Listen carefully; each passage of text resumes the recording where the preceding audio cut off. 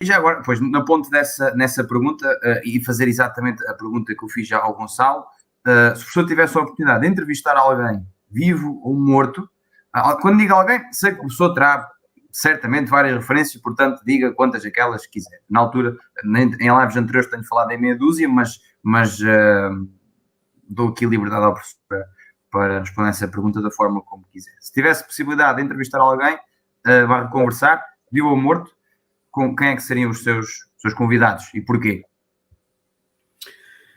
Teria muitos. Jesus Cristo, mais uma vez, seria seguramente sempre o primeiro convite.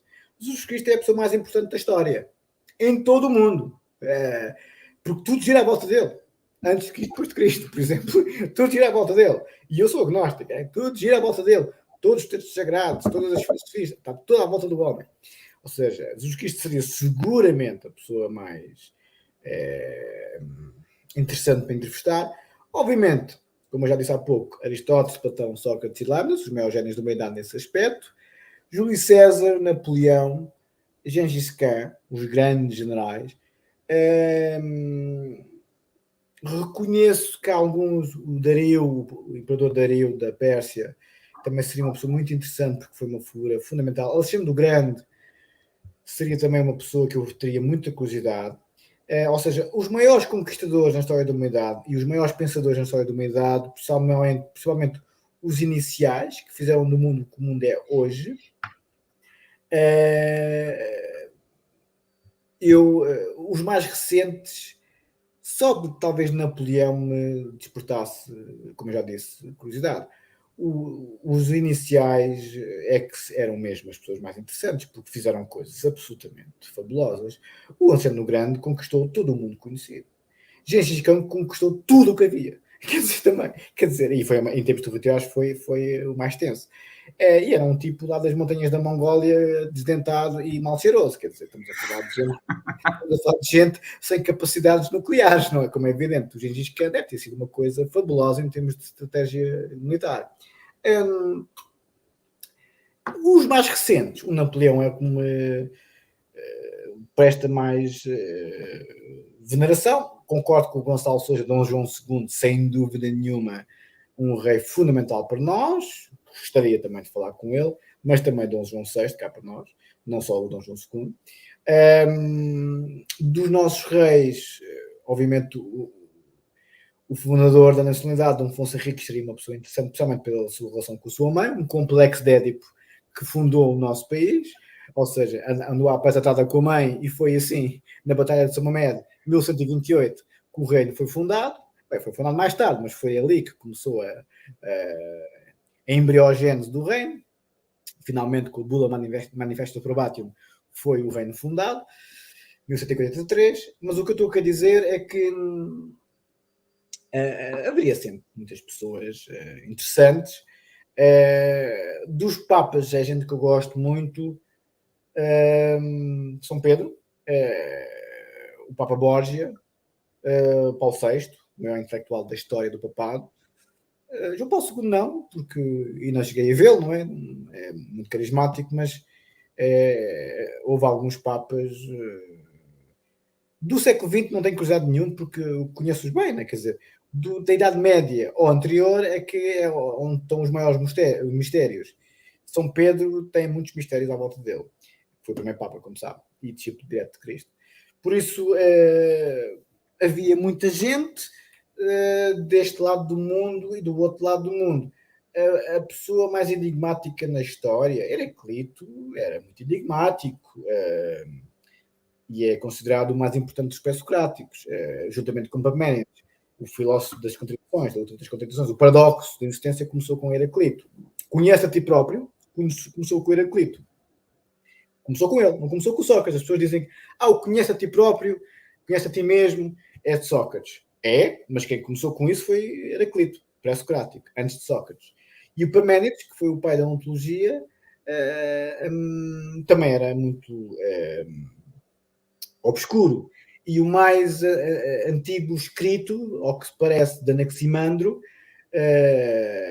Tales, Anaximandro e Anaxímenes eram da Ásia Menor, são os primeiros pré-socráticos de sempre, e o Heidegger trabalhou muito o Anaximandro, e parece que o primeiro fragmento filosófico da história é o Anaximandro.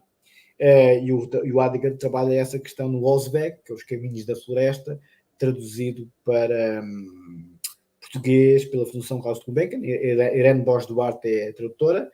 Por isso, o Anaxágoras, o Anaximandro, peço desculpa, o Anaxágoras é posterior, o Anaximandro seria também uma pessoa interessante de se conhecer, porque, ao que parece, tem o primeiro fragmento filosófico da história.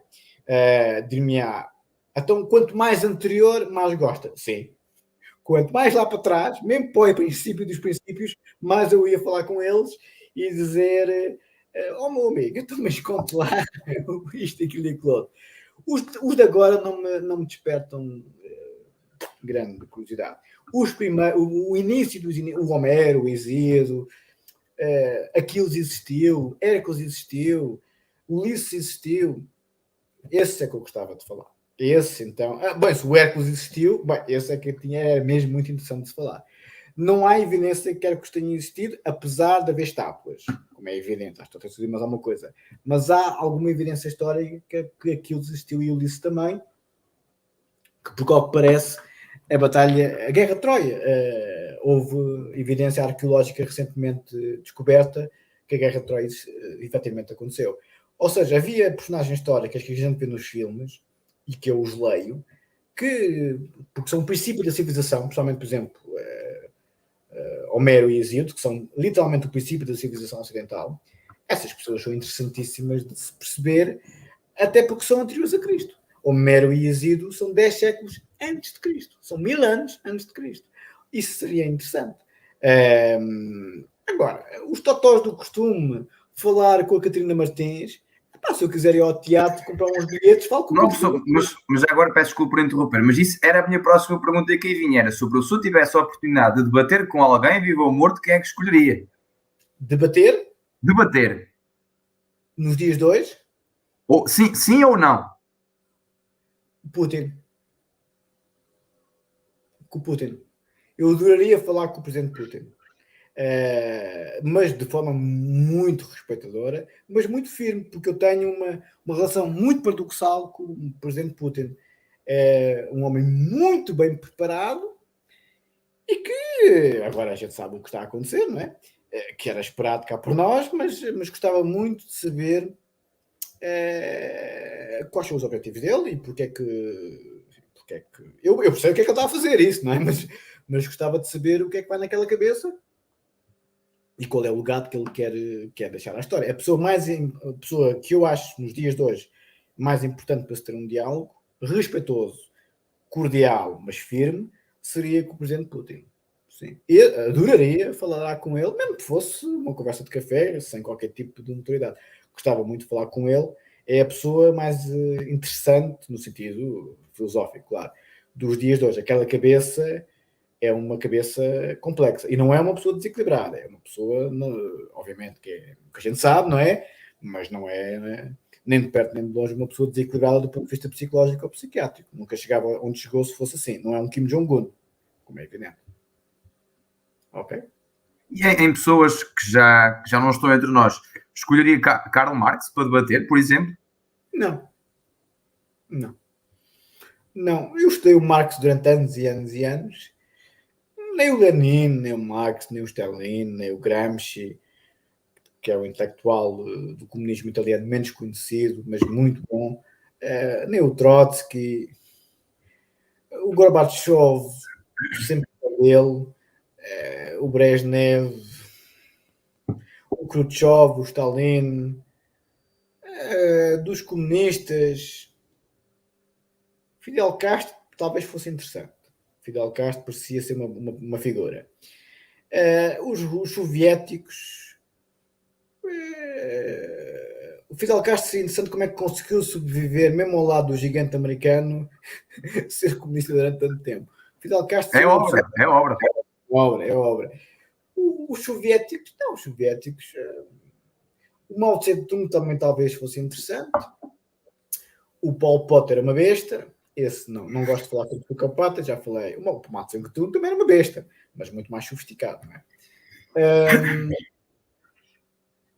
dos presidentes americanos que eu gosto muito deles, George Washington, o primeiro.